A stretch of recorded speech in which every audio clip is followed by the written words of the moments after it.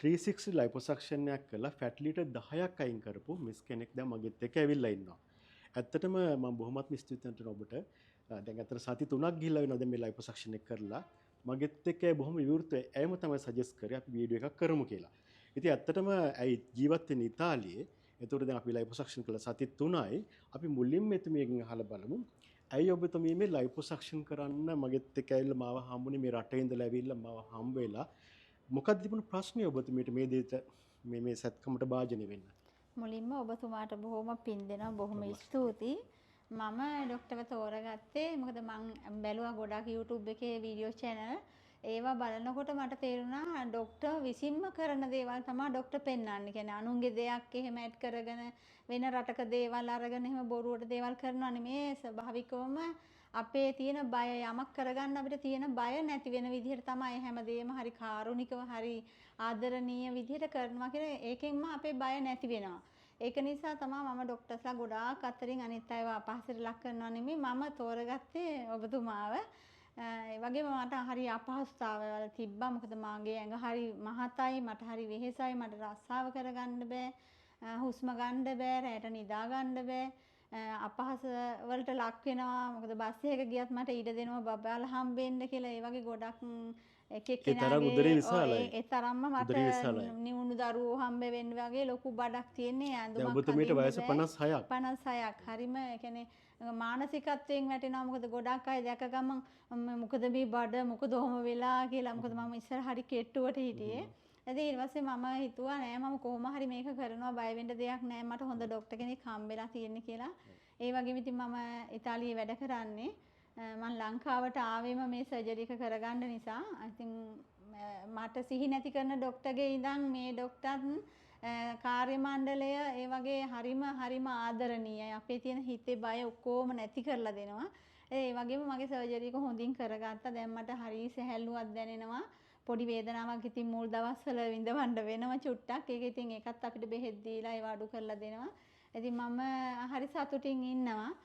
ඊගාව මට තියෙන දේවල් හැම දෙයකටමත් මම මෙතනට තමයි එන්නේ මේ ડોක්ටර්වම තමයි තෝරගන්නේ. ඉතින් තව තවත් මම බොහොම ස්තුතියි ප්‍රශංසා කරනවා.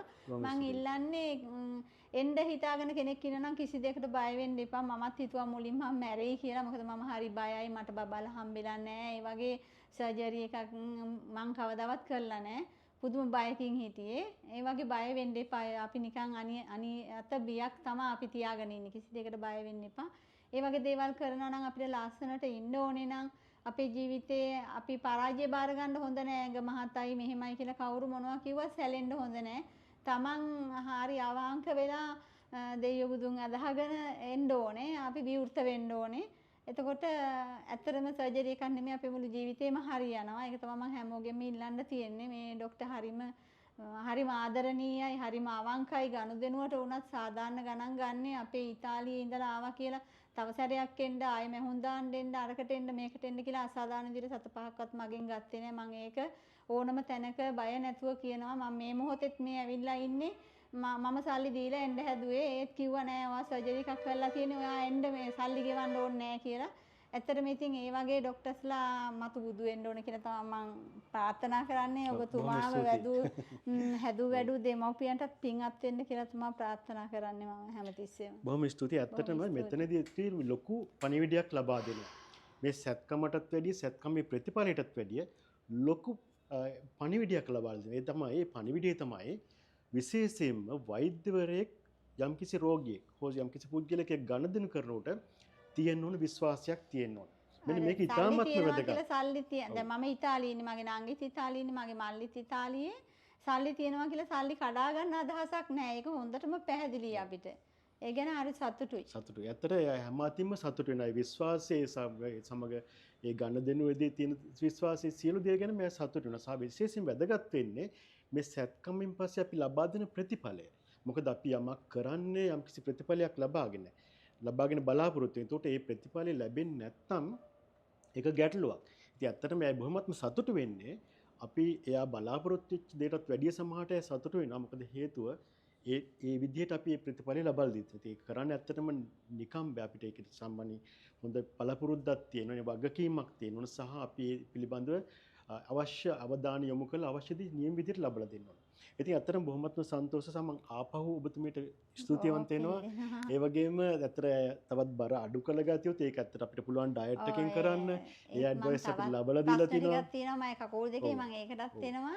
ඊටත් මේ මම මෙතන ඉඳගෙන මේ වැඩසටහනට මම මේ කතා කරන්නේ මට සත පහකවත් මේ දීලා මට මේක කියන්න මෙහෙම කරන්න මාව උඩට ගන්න මුදුනේ තියන්න කියලා එහෙම මට කියලා නෙමෙයි මගේ මුළු හදවතින්මයි මම මේ කියන්නේ මම ડોක්ටර් තෝරගත්තේ මම ડોක්ටර් වගේ කෙනෙක්ව තෝරගත්ත එක ගැන ගොඩාක් සතුටු වෙනවා මේ වගේ දෙයකට ඒක නම් අනිවාර්යෙන් කියන්න ඕනේ ඇත්තටම මට ඕනම් පුළුවන් වෙනත් රටකට ගිහිල්ලා මේ රැකියාව කරන්න. නමුත් මම ලංකාවේ රැඳිලා ඉන්නේ මෙන්න මේ ලැබෙන වදන් මෙන්න මේ ලැබෙන සතුට වෛද්‍යවරයෙක් විදිහට බොහෝ විට අපි වෙනත් රටකින් ලබන්න බෑ. ඇත්තට මෙන්න මේක තමයි වැදගත්කම ලංකාවේ. හරි උතුම් අපිට ලංකාවේ හරි ડોක්ටර්ස්ලා ඉන්නවා ඇත්තටම හරි වටිනා ડોක්ටර්ස්ලා ඉන්නවා අපිට හරි අපි රැක ගන්න ඕනේ අයව. අපේ වචනකින් හරි අපි එයාලට ස්තුති කරන්න ඕන පින් දෙන්න ඕන ඒක තමයි එයාලා සතුටු වෙන එකම දේ සල්ලි වලින් මුකුත් කරන්න බෑ මම දන්න තරමේ. ඔබට තේරෙනවා ඇති එතුමිය ඇත්තට කතා කරන්නේ බොහොම හදවතින්ම බොහොම අවංකවම. ඉතින් මෙන්න මේක ඉතාමත්ම වැදගත් වෙනවා. මොකද අපි සැත්කම් කරනකොට දාස් ගණක් වුණත් සමහර දේවල් යම්කිසි අඩුපාඩු ගැටලු ප්‍රශ්න වෙන්න පුළුවන්. නමුත් ඔබට තේරෙනවා ඇති එතුමිය හදවතින්ම කතා කරන්නේ ඒතර සතුට ගොඩක් ඉමහත් ඉපිරලා ගිහලා තිනවා. ඒ වගේම බොහොම ආදරයක් වෙනවා ලංකාව ගැන සහ ලංකාවේ වෛද්‍යවරු ගැන. ඉතින් මම හිතනවා මේ මම නැවතත් ස්තුතිවන්ත වෙනවා එතුමියට.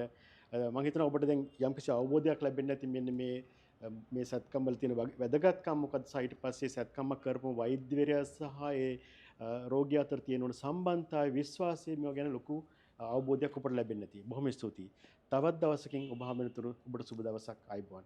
ඔබටත් ස්තුතියි. බොහොම ස්තුතියි.